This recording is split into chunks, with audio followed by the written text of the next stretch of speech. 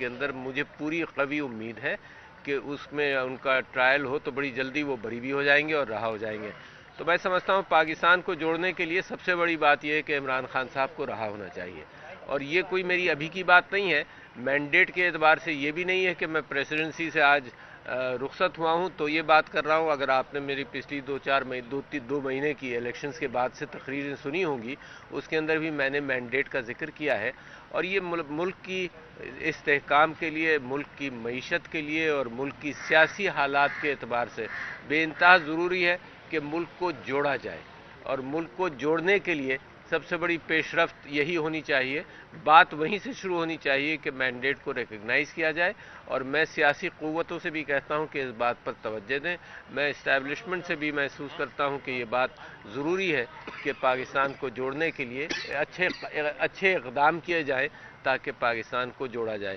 تو یہ تو میری ایک گفتگو ہے جو شروعات کے اعتبار سے آپ کے سامنے میں نے رکھی ہے. السلام علیکم, بیٹھو. ماشاء اللہ, میں شروعات کے اعتبار سے آپ کے سامنے رکھ رہا ہوں. آپ کے سوال ہیں, میں عادی نہیں رہا ہوں پریس کانفرنسز میں اور ٹیڑھے ترچھے سوالوں کا, تو لہٰذا صبر کے ساتھ میرے ساتھ کر لیجئے گا. کوشش کروں گا کہ آپ کو جواب دے سکوں اور جو کوئی آپ کے ذہن میں بات ہو اس کے جواب دے سکوں. بتائیے 5 سالوں میں آپ نے کیسا رہا, کیا مشکلات آپ کو آئیں ان دوران صدر میں, اور کیا مشکلات آپ نے؟ نہیں دیکھیں, میں آپ سے یہ کہنا چاہتا ہوں کہ میرے اپنے ملک کے لیے جو بھی مشکلات ہوں وہ مشکلات حل کی, کوئی بڑی مشکل نہیں. جب تک زندہ میں رہا ہوں کوئی مشکل نہیں ہے نا. ملک کی خاطر کوئی بھی مشکل ہو تو لہٰذا میں سمجھتا ہوں کہ وہ آسان ہو گئی, اللہ کی مدد رہی. تو مجھے ایسی کوئی شکایت نہیں ہے کسی قسم کی. میں سمجھتا ہوں بڑی عزت افزائی ہے کہ آپ لوگوں نے مجھے منتخب بھی کیا کراچی سے, اور پھر اس کے بعد عمران خان صاحب نے مجھے صدر کے عہدے کے لیے چنا اور مجھے صدر کے عہدے پر آپ سب لوگوں نے مل کر فائز کیا. تو اپنی طرف سے پوری کوشش کی, کوئی مشکل نہیں جناب.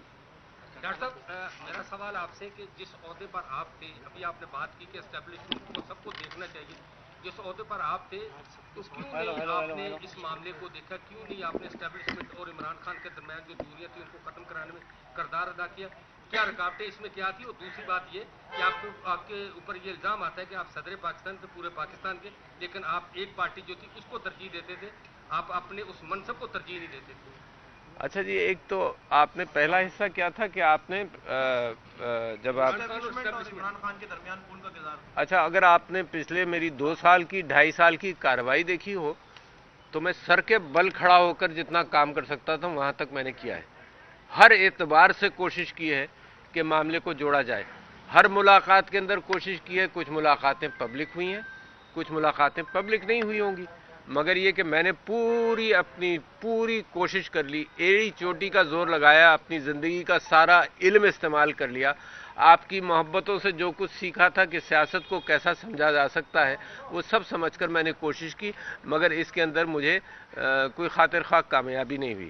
دوسرا حصہ آپ کا کیا تھا میرے بھائی؟ آپ نے اپنے منصب کے حساب سے ایک پارٹی کے لیے کام کرتے رہے, جبکہ آپ کو اچھا, میری پارٹی اور میں اصولوں کے پابند ہیں.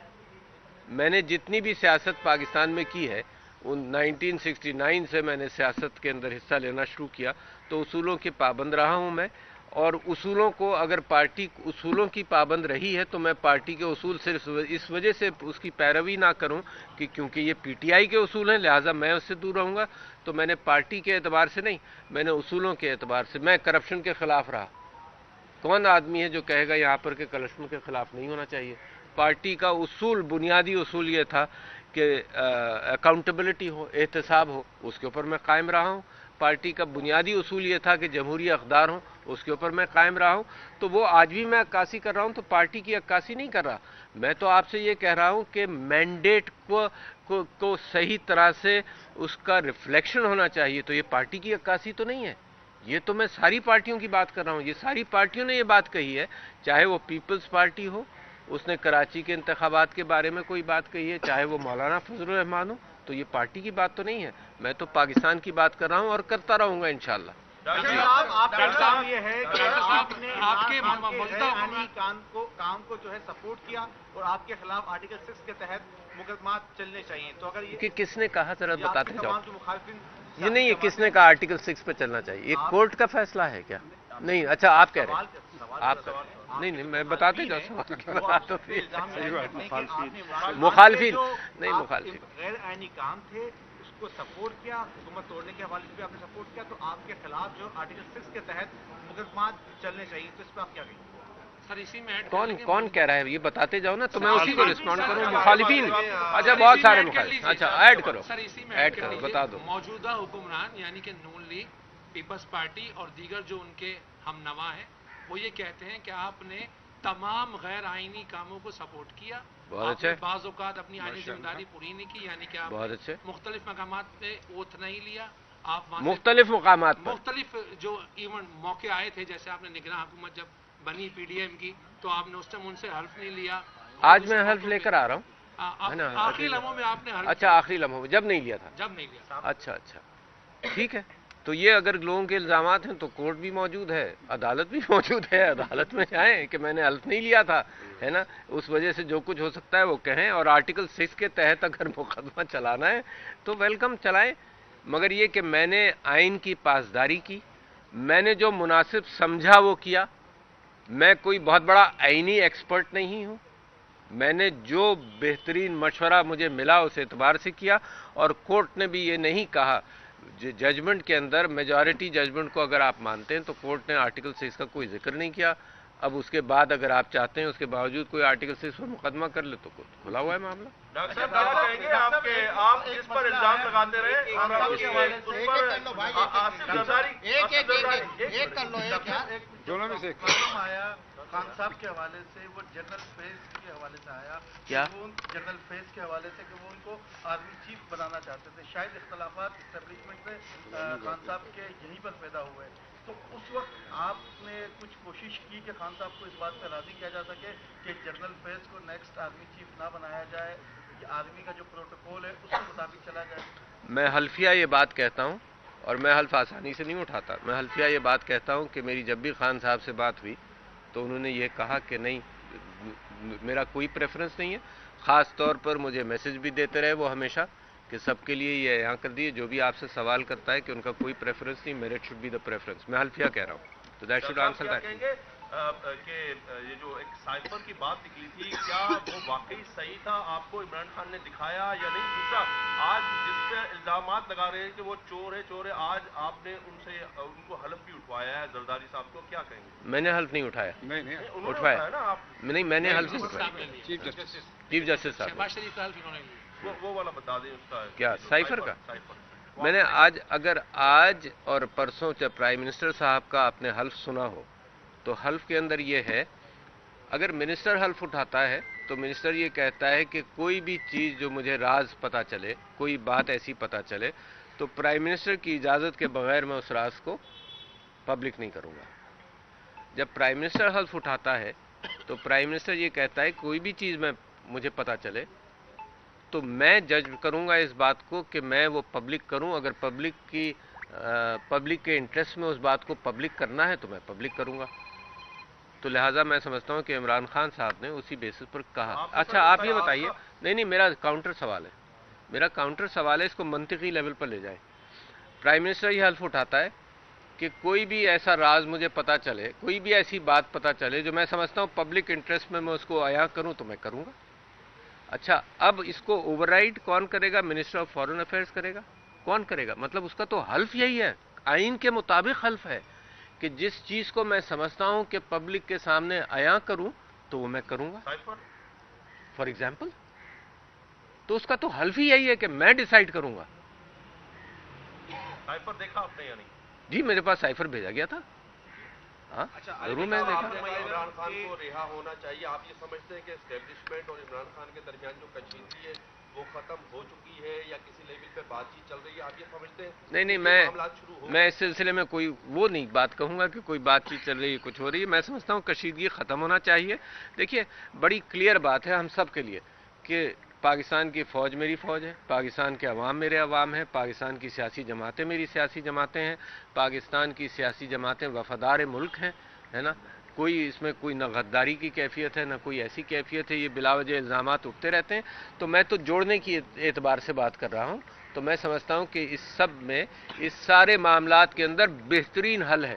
میں آپ لوگوں کے سامنے مثال دیتا رہتا ہوں کہ کووڈ کے اندر پاکستان نے تیسرے نمبر پر آیا دنیا میں حل کرنے میں. اس کی وجہ کیا تھی کہ فوج اور سویلین حکومت یکجا ہو گئے. اس کی وجہ یہ تھی کہ سب نے مل کر کام کیا اور دنیا میں تیسرے نمبر پر آپ آ گئے یار. اسپین اور سارا یورپ تباہ ہو گیا, یہاں ہندوستان میں لوگ مرتے رہے. تو میرا ابھی بھی وہی پرسکرپشن ہے, ٹرائیڈ اینڈ ٹیسٹڈ پرسکرپشن ہے کہ جس میں پاکستان نے کامیابی حاصل کی. تو ابھی بھی ملک کو جوڑ دیا جائے, یہ ملک اچانک ترقی کرے گا. عارف علوی صاحب, ایک عدالتی ریفرنس آپ کے پاس آیا تھا اس وقت جو چیف جسٹس ہیں فائز عیسیٰ صاحب, جسٹس فائز عیسیٰ صاحب کے حوالے سے. عمومی طور پر جب صدر کے پاس کوئی ریفرنس بھیجا جاتا ہے تو وہ خود اسے قانونی طور پر دیکھتا ہے, لیکن اس معاملے کے اندر ہم نے یہ دیکھا کہ یہ ریفرنس آپ نے منوان آگے بھجوا دیا اور بعد میں پھر آپ نے اس پر ریگریٹ ظاہر کی کہ یہ غلط کیا میں نے, یہ میری غلطی تھی. اس میں تو سب کچھ کہہ چکا ہوں. اب آج نئی بات کیا پوچھنا چاہتے ہیں؟ میں چاہ رہا ہوں کہ کیا آپ سمجھتے ہیں کہ معاملات وہیں سے خراب ہونا شروع ہوئے جو بڑھتے بڑھتے بڑھتے پھر آگے اس 9 مئی کے واقعات کے بعد سے لے کر آج تک کی سچویشن پر آئے؟ نہیں, میں نہیں سمجھتا ہوں کہ وہاں سے کانفلکٹ شروع ہوا. وہ بھی ایک ایسی کیفیت تھی جس میں عمران خان صاحب نے خود یہ بات آپ کے سامنے رکھی ہے کہ وہ سمجھتے ہیں کہ وہ ریفرنس ان کو نہیں بھیجنا چاہیے تھا. اچھا سر, یہ بتائیے گا کہ بادل پی ٹی آئی سے ملنے کے لیے آپ کا متوقع ملاقات؟ میں نے آج ہی میں اب آپ سے یہ کہہ رہا تھا کہ اپنے وکیلوں سے میں گزارش کروں گا کہ وہ کورٹ میں درخواست دائر کر دیں کہ میں ان سے ملنا چاہتا ہوں. ڈاکٹر صاحب, سوال میرا آپ سے یہ ہے کہ کیا جو کہا جا رہا ہے کہ 9 مئی میں جو لوگ 9 مئی کے واقعات میں ملوث ہیں, آپ کیا کہتے ہیں ان کو سزا ہونی چاہیے یا نہیں؟ اور دوسرا جو پہلے میں نے سوال کیا تھا اس میں ابھی آپ نے کہا تھا کہ میں نے اسٹیبلشمنٹ سے اور عمران خان سے بہت کوشش کی, ملانے کی نہیں, تو اس میں ہٹ درمی کس کی تھی, اسٹیبلشمنٹ کی, عمران خان کی؟ آپ کیوں چاہتے ہیں کہ میں کسی ایک کی ہٹ درمی کا ذکر کروں؟ ابھی بھی میری کوشش یہ ہے کہ سب جڑ جائیں.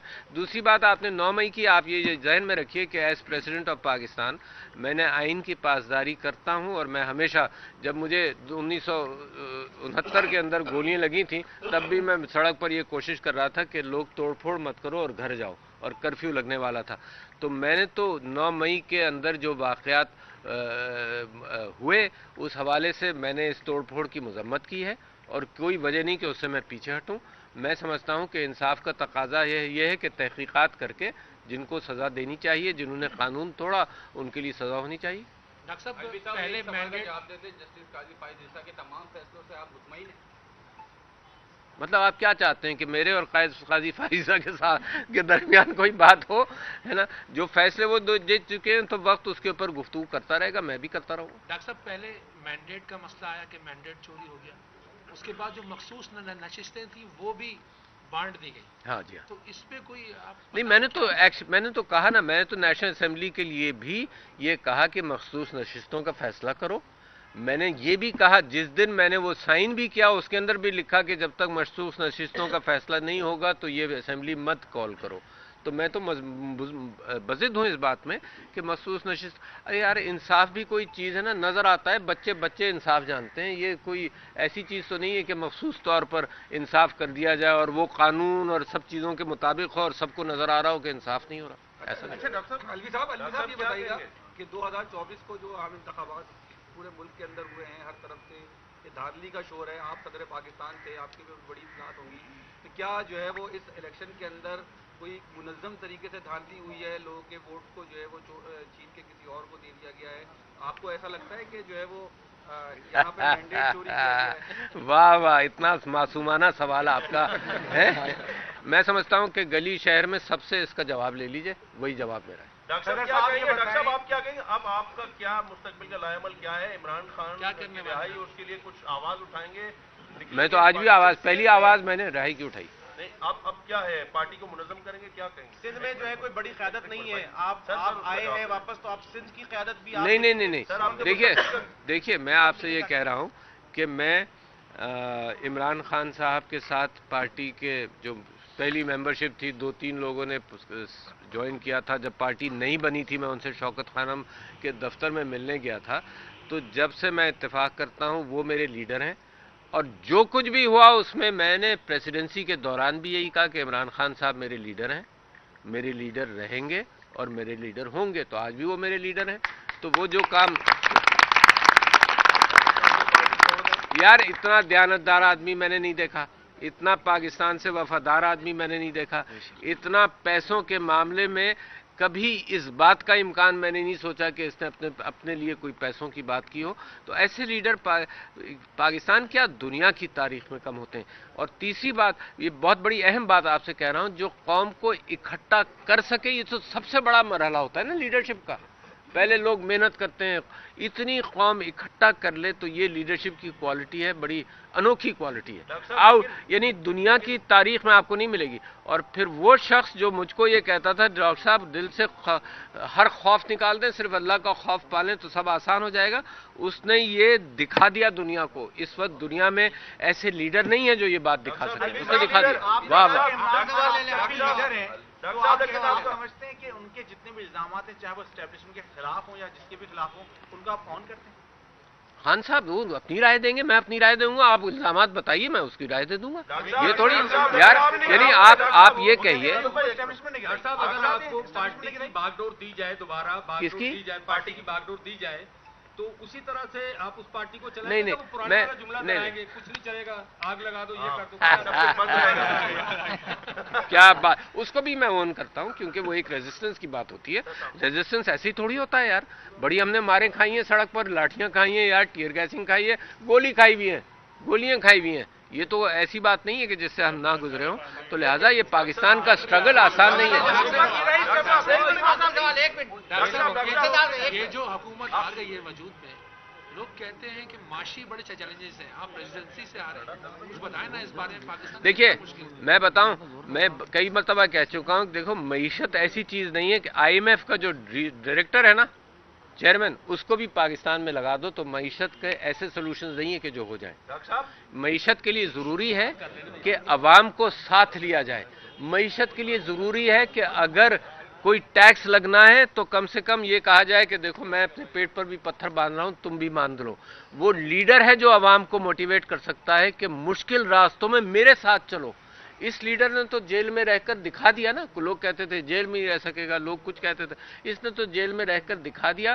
اور میں نے بھی ان کو بہت سارے مشورے دیے تھے، وہ سب مشورے غلط ثابت ہوئے، کیونکہ لوگ مجھ سے میں نے کہا تھا جی اسمبلی سے مت جائیں. میں نے یہ بھی کہا تھا کہ ابھی KP کی اسمبلی مت توڑیں. مگر جب 2 کروڑ عوام یہ فیصلہ دے دے تو عارف الوی کی کیا رائے کی اہمیت ہے. انہوں نے عمران خان صاحب کے ہر فیصلے کی تائید کی ہے لوگوں نے. تو عارف الوی نے جو مشورے دیے وہ غلط ہی دیے ہوں گے.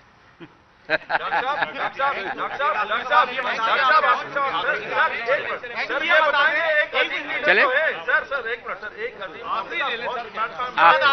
آخری سوال، نہیں آخری سوال. بہت عظیم لیڈر ہے، لیکن اس عظیم لیڈر وہ کہتا ہے کہ اگر میری حکومت نہ ہو تو پاکستان پر ایٹم بم گرا دو. ایسا نہیں، ایسا نہیں کہا، ایسا نہیں.